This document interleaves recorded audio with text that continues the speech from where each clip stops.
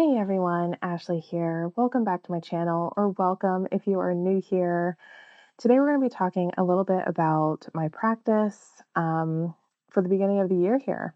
And Happy New Year, by the way, to all of you. I hope you guys had the most wonderful holiday seasons and the celebration of bringing in this new year. The energy feels so it's so interesting because I do like to follow the Chinese New Year as well, as far as the animals that pop up. So like last year, 2025, it was the year of the snake, and now we're stepping into the year of the horse. However, even though we had the new year, it's not the Chinese New Year yet. So we're still technically in this last phase of shedding or releasing with the snake energy. And then we're going to, in February, step forward with the horse and then have that momentum, that motivation, that drive to really push forward and really chase our goals, our dreams. And so I still really feel that sense of shedding, but I've been receiving so many good messages too about what is coming and about my theme for the year. I've done a New Year's spread. Um, And I really like to use the Wild Unknown Archetypes deck too to pull like cards for each month. I've done that as well to kind of get an overview of like each theme or energy I'm working with for each month. So I've pulled like a tarot card as well as the archetypes card. And I just really love those insights. And I've journaled about those a bit too. But anyways, I'm going to be talking about the decks that I'm working with in January because we are in January now, and I like to talk about the decks that I'm working with. And now I know I didn't get to my December favorites video because I did my top favorite tarot and oracle decks for 2025. However, these three decks that I am going to be talking about are the ones that I mainly worked with in December as well. They're just ones that they're really sticking with me. And I've talked about this with my Patreon peeps a little bit too, because it's been a while since I've done my monthly deck studies over there. I do want to get back to that because I'm going to talk about another deck that I really want to get to know better and grow with. And it also has to do with my spirit animal this year. So let's dive in and talk about all of the things. I have some coffee here, so if you would like a refreshment, go get yourself a cup of coffee, tea, whatever you prefer, and let's begin. I do have my hobonichi here. I figured I would show and talk a little bit about my planner as well, which is my planner journal. The hobonichi is just so cool. I love it. I worked through a hobonichi cousin last year and got super chunky. I'm going to tie it up with a piece of fabric here and put a bow on it to like I'm officially done in here. So I'm going to close this puppy up, but look how chunky it got. And here's my cover. This is the back of it. I really like to decorate my covers. This is the front. Crow was my spirit animal for the year last year, and Enter the Darkwood was my theme or phrase. Phrases sometimes come up for me for the year, or sometimes a word, and it's just something. It's like a something I can come back to and remind myself of. And it was really awesome. And it was really fitting for last year because I didn't even think about the year of the snake. When I designed this cover, I didn't think about that at all, but it fit in with that because Enter the Darkwood, which I worked with Darkwood Tarot a lot as well. And that just really gave me that shadow work energy vibe. And just like the snake, like it was like going within and just shedding old beliefs, old ideas, negative thoughts or patterns and habits, shedding all that stuff that keeps me where I keep my holding myself back. And so I was able to release and work through a lot of that. So it's just really cool to decorate the covers at the beginning of the year. Or actually, I did it the night of, like, I usually decorate my planners December 31st. So it's like that day before. And it's really cool to see how what I was interested in using at the time to decorate my covers, how that ends up tying in to like my core theme. So, anyways, this is my old one. And now that one was 2025. And now I'm in this one. Look, it's just so interesting and so funny to see it. Like, I love these planners. Like I said, my friend sent me that one to work with to see how I would like it, and I absolutely am so grateful because I love the hobonichi. I love the Tomoe River paper and how thin it is, but how it does get chunky with like I use paint pens in it and I get creative and stuff, but then I also keep like pictures and mementos of the year. It's kind of like that's why I call it a planner journal because it's like a memory keeper as well. The front part with the weekly pages, I do use as my planner. And then the back pages for like, it has like this whole, or daily pages. And I love journaling and filling in those things. It's so fun. Anyways, I'm in another one. And this cover here, I put this charm on myself, but this cover is by Bree from Documented Journey. And I love her cork covers for her journal, like for journals and things. I have quite a few of them now, but I really love this one. And this is the one I use for my hobonichi. So, and I have a card right here. This is a title card from Scarab and Dahlia. Um, Scarab is my talisman or my spirit animal guide for this year. I do spirit animal like that because like it's not an animal, it's a beetle. But that's my guide for this year. And it's because my key word for this year is awakening. And I just felt it just popped in my head. And I was like, it felt right for me because the year of the snake was the last year of this 9-year cycle that we've been in. And now we're stepping into number one. Because we're moving into the 10, which you could look at it as the Wheel of Fortune, but a lot of people I've seen just go down to one. And so we're like at the very beginning of this new cycle. And awakening just felt so good for that for me personally in my path right now. So I was like, yes, like after this shedding, after this releasing I've done, it's like this, and the scarab represents that too. The scarab represents transformation, it represents the awakening. And it's so cool too, because when I pulled my yearly card, I got the Fool, which also is this awakening, this newness, this infinite potential and just this fresh energy. And I'm so excited for it. Anyways, so that's my word and like animal of the year. And then I did decorate my cover. I have to move these little bits and pieces because I still have some stuff here that I'm going to include in my planner at some point. But here's my cover for this year. And again, I have my keyword down here, awakening. I still wanted to add the crow because crow is very significant for me as well.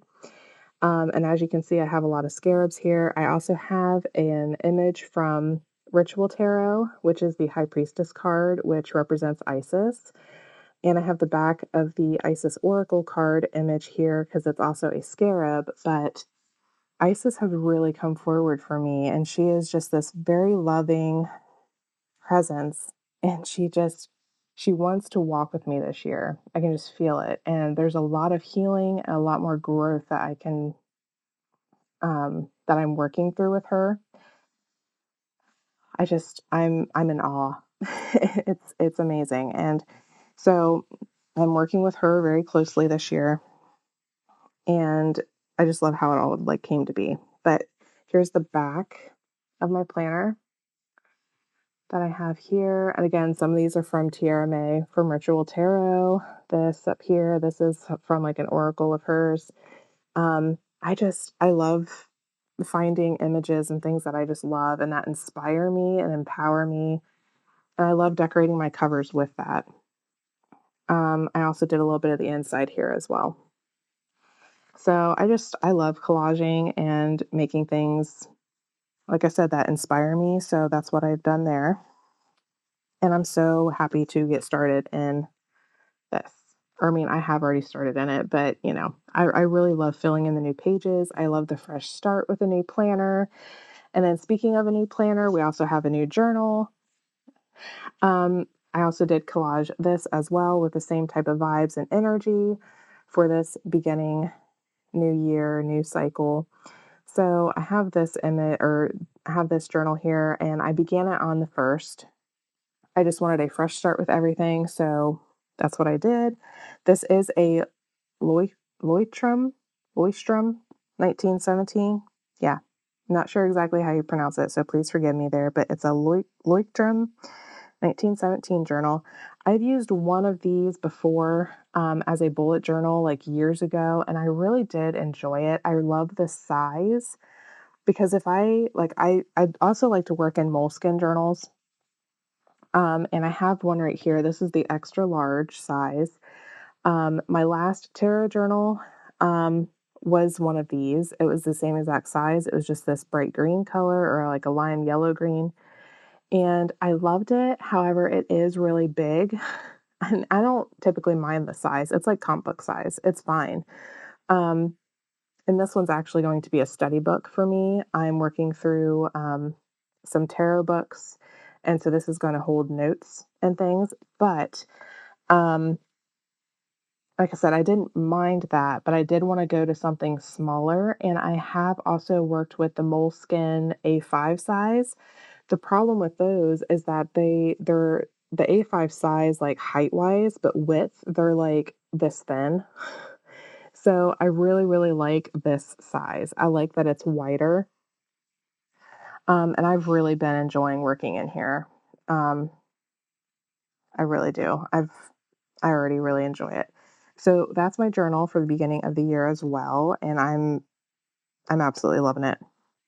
So there's my journal and planner updates for the new year, which it's just so exciting. What are you guys in right now? I'm so curious. What is your favorite planner? What do you like to use? What type of journals do you like to use? For the longest time, I mean, I still love composition books. I love comp books because I can go to Target and get them for 50 cents. They're cheap. I can write away in them. I don't have to be precious in them, and it's awesome. But sometimes I do like to switch it up a little bit, and having one that's this size is awesome because if I travel or go anywhere, I can just throw it in my bag and it's good to go. I like the compact size sometimes. But let me know down below what you're into, what books and things you're using. Um, and decks. Let's go ahead and talk about decks now. So I have been pulling, I'm doing a daily pull. I've gotten back into practice again because in December I kind of slowed down a little bit. I just felt that need to slow down. And as I've picked everything back up, I am doing a daily pull. And I pull one card from each of these decks, and they have been so impactful. In fact, my pull for today, I actually want to share the Isis Oracle with you guys, the card pull that I did, because I feel like it's a message we could all hear. It's so good. And it just like, whew, it was a heavy hitter today, but it's just so good. So I will share that with you guys as well. But as always, I am pulling from Tarot of Vampires. Um, I have to pull from this deck. I love this deck. I love the guidebook. I've really been spending time reading the messages in the guidebook and then jotting down the things that really stand out to me and then writing about why it stands out, how it makes me feel. And that's been really, really insightful, as always. I'm sorry that this deck is out of print currently, but I'm hoping it will come back. But this deck is just so, so good. I love the symbolism woven throughout. There's so much I can get just from the imagery, but then again, the guidebook is where it's at. The guidebook's so good. So, Tarot Vampires, I've been pulling daily from it. And then I also pull from the Isis Oracle, which again, I'm going to share the message that I pulled today, but this deck is so good. And the guidebook, like Alana Fairchild did such a good job with this deck, and Jimmy Manton with the artwork. I love this artwork so much. It's amazing. And the messages, again, Alana Fairchild channeled messages from Isis, and they're just, this deck's an all around amazing oracle deck, and it really helps you strengthen your practice. At least that's what I've found for myself. Like, I really want to pull from this deck every day and read what the guidebook says, but then also sit and take the time to do the meditations that are in the guidebook. Those are so, so helpful. So I really love it. And then the next deck that I've been working closely with is the Ritual Tarot. I've really grown close with this deck and with Isis because she likes to work with this deck as well. So I've been pulling daily from Ritual Tarot as well, and just one card each. So I'm pulling 3 cards a day, but one from each of these decks, and it has been really, really powerful. So that's Ritual Tarot, and I'm so excited for the Kickstarter. I'm so excited because I did back Tiara May's newest edition, and I do know that she mentioned when she hits publish or sends over all the info to her printers that she's going to have pre-orders for it, I do believe, on her website and on Etsy for the newest edition. And as far as I know, this is going to be the last edition of this deck. So if it's something that you have been interested in, I would definitely check that out. I will leave a link down below for her website and Etsy shop if you're interested in keeping an eye out for that. But those are the 3 main decks I've been working with, like I said. And let me go to the message from Isis from today because it's really good. I had pulled this card, and it's Serpent of Fire. And how fitting is that we are still in the year of the snake here. And that was the first thing that hit me. I was like, that's fitting because we are still working with the energy of the snake. And the message and the guidebook for this is so good. I just want to read a little bit of it to you. Like the key points that really stuck out to me. And I'll also read this first part here. This is like the whole thing's a channel message, but anyway, let me get into it. It says, Isis, priestess of the Serpent Sisterhood and queen of the Serpent of Fire, guides you through transformation now as your energy field grows stronger and old energies are burned away in the process of your growth. Trust that you are growing and are more capable than you have been previously. Do not assess your current ability based on past standards as they no longer apply to you. You are stronger and more powerful now than you have been before. You need to learn afresh what you are capable of, and Isis helps you now. And then down a little bit here, it's, again, I'll just read a few snippets here because the messages in this book are pretty lengthy, but again, they're all so good. It says, when you grow stronger, your words, thoughts, actions, and intentions gather potency more so than before. Your responsibility for what you put out into the world grows too. I really love that line. Isis can help you manage this process so that what you put out into the world comes from a place of wisdom and love, service and compassion, healing and awareness. One of the first lessons this card offers you is the recognition of your power. It is perilous to underestimate your spiritual power as you can unintentionally create harm by not realizing that your actions and words have an effect on the world around you. And the effect of those actions and words comes back to you multiplied as karmic return. I'll continue here too. It says, Serpent of Fire calls you to become aware of your power by having an open and curious awareness and noticing with detachment and clear perception the signs of confirmation that you do have an effect upon your surroundings. You can then manage your power with greater wisdom. Your mind has a lot of power, and sending negative or vengeful thoughts towards another, even if just in a rash moment of anger, can be harmful to them. If you catch yourself doing this, it is extremely wise to go into your heart and apologize to them and send them love, even if it's just someone walking down the street or driving a car. And the entire process happens in only a matter of seconds. The second lesson of the Oracle of the Serpent of Fire is to trust in the process of the inner fire and what is being burned away. Just as the serpent sheds a skin to reveal itself anew, there are changes happening inside of you and some old identities, beliefs about yourself and others, old habits or patterns of behavior that will not survive the growth into the new expression of you. Yeah, it's just the whole thing is so good. But those right there were just some really key things that I was just like, whoa. it's what I needed to hear. And if it's something you needed to hear too, let's just be mindful.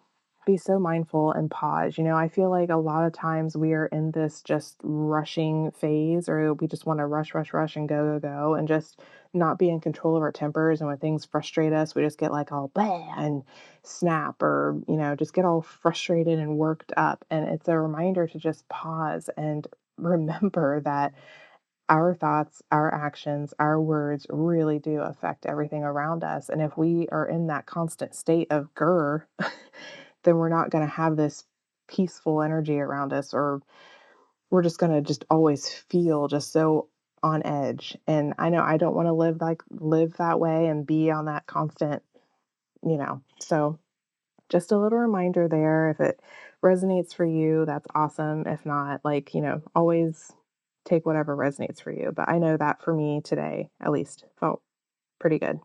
It was just a good reminder. So that's kind of my update for the beginning of the year here in January and what I'm working with. Um, and I guess I can mention this here too. I do have a little scarab here, which was made in Egypt, which I absolutely love. This was attached to the Scarab and Dahlia deck, which this is like my little talisman for the year. I love it so much. But I do have the Scarab and Dahlia deck out because I do, like I mentioned, I want to go back to monthly deck studies. So in February, this may be the deck that I bring into my practice a little bit more and study it and really get to know it. I love the backing here, but the Scarab and Dahlia, um, created by Joanna Waldo. It's a beautiful collage deck, and I love that she chose the Scarab and Dahlia on the backing. They both represent like this transformation and um, this awakening for me. Um, it really is beautiful. It's a Rider-Waite-Smith deck, so it's an easy read deck, and I'm looking forward to really sinking my teeth into this one and doing some good journaling sessions off of it. Um, oh, that's what I wanted to mention too, though. In the guidebook, Joanna talks a little bit about the scarab and the dahlia and how she wanted it to be a token for us, like a token of luck. And I just thought that was really neat. So, anyways, I do want to dive deeper into this deck. Okay. That, I believe, is all for this little update. Again, let me know down below what you're working with for the month of January. What journals and planners have you begun? I would love to know all the things. So let me know down below in the comments. And I hope you guys have a lovely day. And I'll catch you guys all in the next one. Bye.